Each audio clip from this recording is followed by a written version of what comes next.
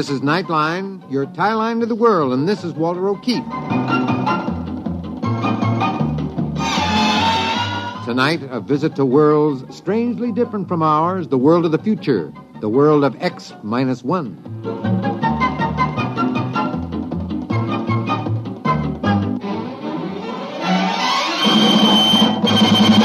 Now, here is the future, X-1. Countdown for blast-off. X-5, 4, 3, 2, X-1, fire.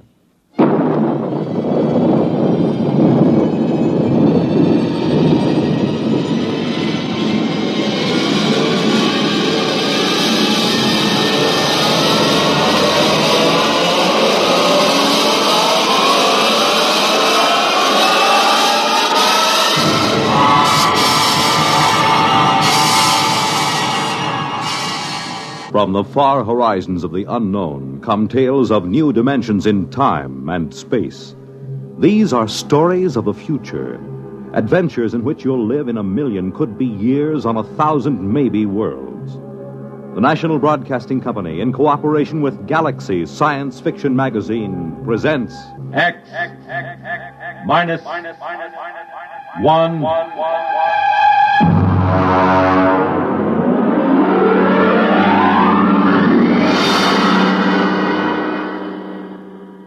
Tonight, the Clifford D. Simak story, Drop Dead. But first, hear this. Have you ever asked yourself what this country's most important natural resource is? I'm Dorothy Olson, NBC Bandstand singing schoolteacher. Our most important resource? Well, you might consider it our mineral deposits, or our tremendous sources of water power, or maybe our great forests. Well, these are all very important natural resources, but there's one resource that's more important than all these combined: our children. Don't neglect them or their educational facilities. Poor schools breed inadequate citizens for tomorrow. And another thing, keep your youngsters in tip-top shape so that they won't miss important school days. Dress them against the weather so they won't catch needless winter colds. Check their wardrobe as they go back to school this fall to be sure that they have plenty of the right kind of clothing. Remember, our children are this nation's most important natural resource. It's your job to protect their future as they go back to school this fall.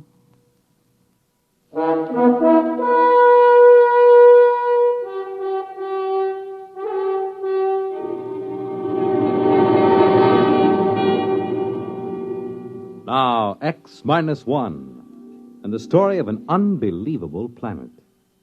Listen to Drop Dead.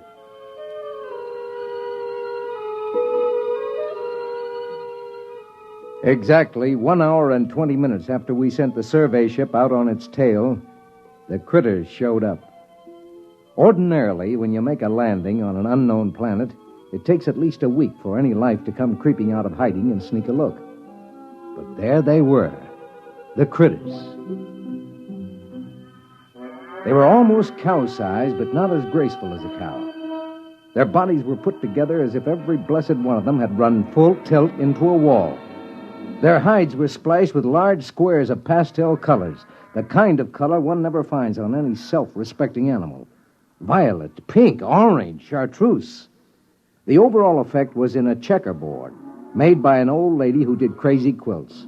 Max Weber, our biologist, stood at the tail fin with me and stared. Look at that on their heads. Those antlers. Those are not antlers, my friend. Well, I was afraid to say it. It looks like vegetation.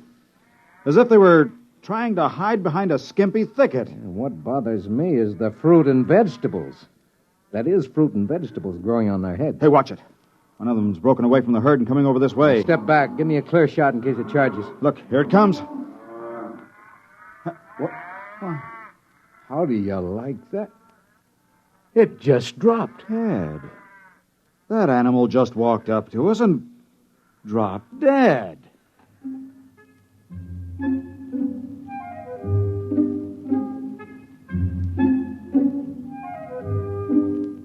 We left the critter lying where it fell and started to set up camp. Carl Parsons, our ecologist, had the stove together and the supper started before the last tent peg was driven. I dug out my diet kit and mixed up my formula, and all of them kidded me about it the way they always did. It didn't bother me. Their kidding was automatic, and I had automatic answers. I know ulcers must sound silly and archaic. You ask any medic, he'll tell you they don't happen anymore. But I have a riddled stomach and a special diet kit to prove that they sometimes do. After supper, Carl Parsons, the ecologist, Max, and I dragged the critter in and had a good look at it. Hey, look at this, Ed. This animal's got different colored blocks on it, just like a checkerboard. Look at this one. Holes. Yeah. Just like one of those peg sets that kids use as toys. Here, look what I found out of that. I'll poke it with my knife. There. Looks like a bee. Well, it is. On top of being a tomato bush and a grapevine, this critter is a walking beehive. Why couldn't they be something simple? Yeah, it never is. You know, this is a screwy place. The critters? No, not the critters, the planet itself. Never saw one like it. It's positively naked. No trees, no flowers, nothing. Almost as if someone had said, let's make a simple planet. Let's cut out all the frills. Let's skip all the biological experiments and just work on the basics.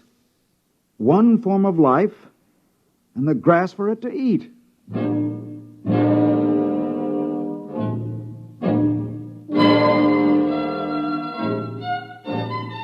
We unshipped the experimental animals, the rats, the Zartils from Centauri, and the pumpkins from Polaris. The pumpkins made an unholy racket because pumpkins are always hungry. You just can't give them enough to eat. You turn them loose and they eat themselves to death. We got them all unshipped and set up under a shed in rows when Max walked up to me thoughtfully, chewing on a toothpick the way he always did. Ed, there's something wrong. Yeah, what do you mean? There are no insects here. I wandered around, laid down in a dozen different places. Stands to reason a man should find some insects if he looked all morning. It is natural. What about the bees? What bees? Well, the ones that were in the critter. Didn't you see any? No, I didn't get close to any critter herds. Birds? Not a one. Oh, I was wrong about the flowers. The grass is tiny flowers. For the bees to work on. Very neat, isn't it? I'm not so sure.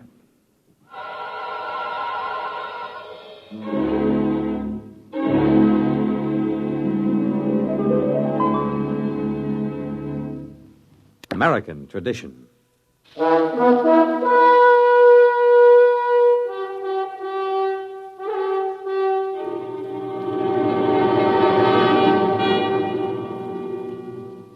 Now back to X-1 and the Clifford Simak story, Drop Dead. The bio team had the critter spread out on a canvas tarp. They were happily chopping him up in small pieces with a scalpel. Ed, I've got news for you. No brain. What? No brain. We can't find one, and there's no nervous system. That's impossible. How can a highly organized, complex animal exist without a brain or nervous system? It's got everything else. As near as we can figure it out, there are at least a dozen different kinds of flesh.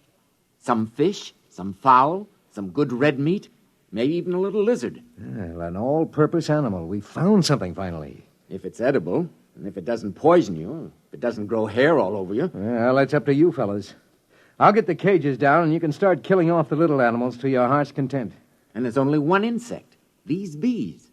And we never see these unless we're near a critter herd. And no birds, no fish in the water. Not even a single-cell paramecium. Yeah, I was talking it over with Max. You know, I'd give my right arm to hear a cricket or a mosquito or even a hornet. This is the strangest thing we've... Hey, Max, what are you chewing? Toothpick. That's no toothpick. Spit it out, spit it out. That's grass. I don't know. I must have just picked it automatically to chew on. Just a habit, I guess. Well, go on with the report. Well, it's a walking filet mignon. That animal is an all-purpose for sure. It lays eggs, gives milk, and has 6 different kinds of red meat. Makes honey, 2 kinds of fowl, 1 of fish, and a whole lot of others we can't identify. Then, of course, the bacteria. And what about the bacteria? The critters swarm with them. And all of them the same. You know, It normally takes 100 different kinds of bacteria to make the metabolism work. But here there's only one. It must do all the work of the 100 other species do. I wouldn't be surprised if that's the brains and the nervous system you couldn't find with your knife. The bacteria doubling in brass for both systems. The whole place balances. Nature's never static, never standing still. But here on this planet, it's standing still. Where's the competition? Where's the evolution? It's as if long ago all these life forms said, let's quit this feuding, let's get together, let's cooperate. Symbiosis. Well, we need another critter to work on. I'll bet you we get it.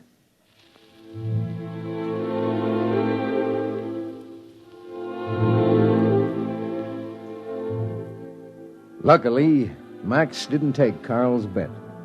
Right after breakfast, the critter came in and died with a savoir-faire that was positively marvelous. We unloaded all our supplies and got ready for a long stay. We were feeding all the experimental animals on a critter now. The carnivorous ones ate the critter meat, and the vegetarians chomped on critter fruit and critter vegetables. They all grew sleek and sassy. We were sitting around after supper one night when suddenly we heard something. Hey, What is it? listen. Thunder. Listen. I think... All right, quick. Everybody up into the ship. What is it? A herd of critters. Look, you see the dust? They're coming this way in a stampede.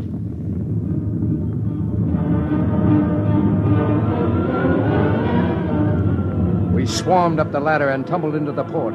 Below us, the stampeded critters went grinding through camp. There seemed to be millions of them. They came pouring past for almost an hour.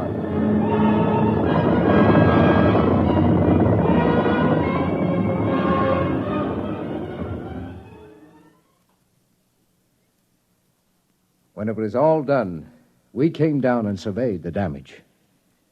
Well, the animals are safe. They were under the tail fins. Everything else is gone. Tents carried away. Food supply is gone. How about the emergency rations in the ship? I had to move them down to the supply tent so they'd be handy. They're gone, dashed into the mud. Well, even if we lifted ship immediately, it's at least 7 weeks to the nearest contact point. And no rations. Well, gentlemen, I suggest you try on your bibs. There'll be steak for dinner. Steak. That's right. Steak or fowl or fish or honey, whichever you like. You mean eat critter? You got any other ideas? Well, for one time. Ed, I wish I had your ulcers. You've got your diet kit in your pack, right? Yeah. Well, let's get a good fire going and throw on a chunk of critter.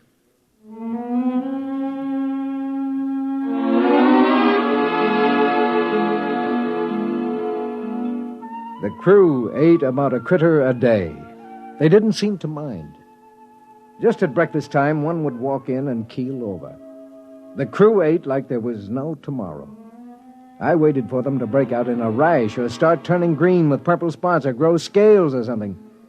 But nothing happened. They felt better than they ever had. But then one morning, Max Weber turned up sick. Well, gentlemen, I've just taken a sample of my own blood. How do you feel? Lousy. I'm loaded with bacteria, critter bacteria. I've checked some of the others. They've got a lower count than I have. Well, that figures. You got a head start. No. The rest of them have just been eating critter for a week. Hey, remember the day you ran out of toothpicks and took to chewing on a grass stem? Yeah. Well, we can't stop eating critter. It's all the food we have. Well, we might stop eating critter now. And there's my diet kit. We might make it home. Your diet kit wouldn't last us 3 days. I took a blood sample on the test animals. They've got a bacteria count almost as high as mine. Well, it doesn't make any difference. We still have to eat critter. We haven't got any choice.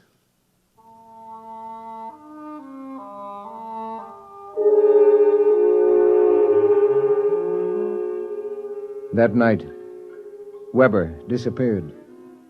We hunted him for 3 days. He couldn't have gone very far, but we didn't find him. We did find one queer thing, though. Hey, over here! Down in the gully! Ed, what is it? That white fungus, kind of a ball. It wasn't here last week.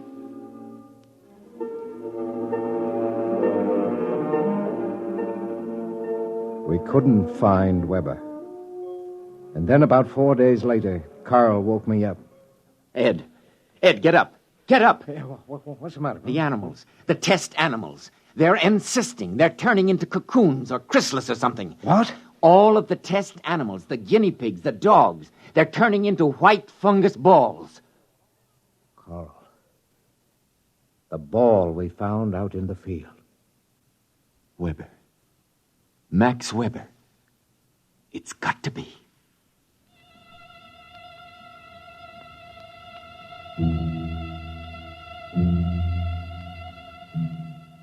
We had some trouble finding the place because the land was so flat and featureless. We finally located it just as dusk was setting in. It's split. It looks like an egg after a chicken's been hatched. Carl? Well, what do you think? Look inside. There are 2 halves of that cocoon. Look at the marks. You can see what it is now. Ed, you're the only one who has a chance.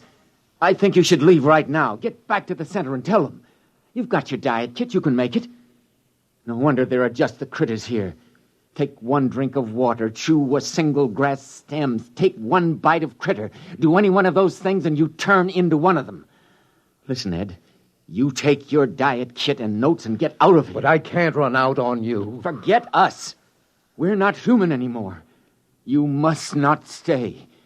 If you do, in a day or 2, a critter will come in and drop dead for you. And you'll go crazy all the way back home, wondering which one of us it was.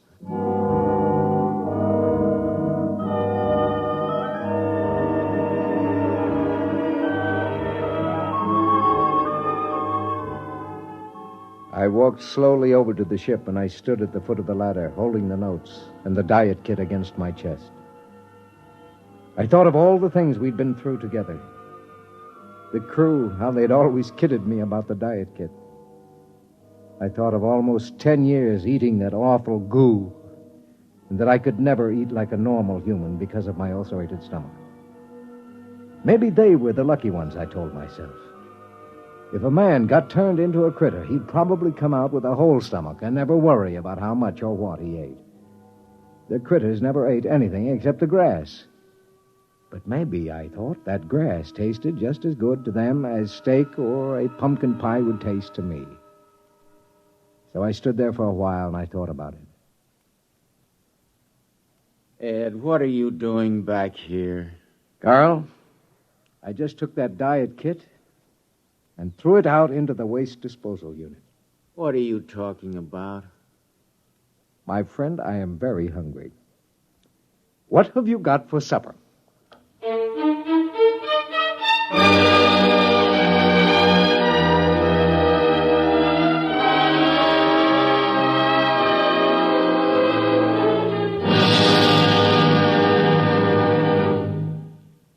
Fred Collins speaking. Now I'll have another word for you about X-1 in a moment. Hi, this is Walter O'Keefe. You know, they say there's nothing new under the sun, and maybe that's true. But there is something new under the moon, and that's Nightline. In Nightline, we think we found the way to use the intimacy as well as the lightning-fast maneuverability of radio in an hour-and-a-half package of high-voltage, different entertainment. We found the way to make the airwaves your magic carpet to wherever big things are happening. Anywhere in the country, for that matter, anywhere in the world. Now, let's say that your favorite comedian is performing at a Las Vegas nightclub. He's packing them in, and you've really got to have connections to get a table. Well, Nightline is that connection, and your radio is your ringside table. More things than you'd believe are happening in the so-called still of the night, and Nightline is your line to exciting entertainment after dark. My feeling is Nightline marks a new era in nighttime entertainment, to Tune us in every Tuesday, Wednesday, and Thursday, and you'll hear what I mean.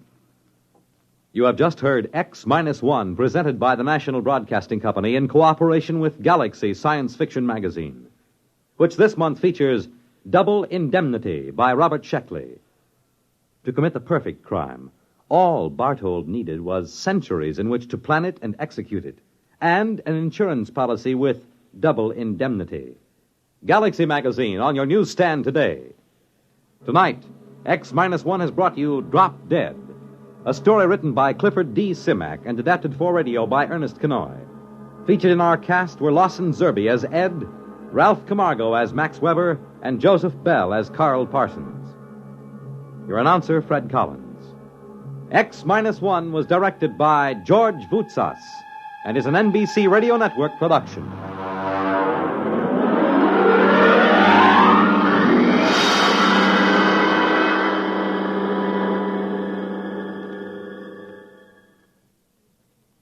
You'll be on the right line to exciting entertainment when you hear Nightline tonight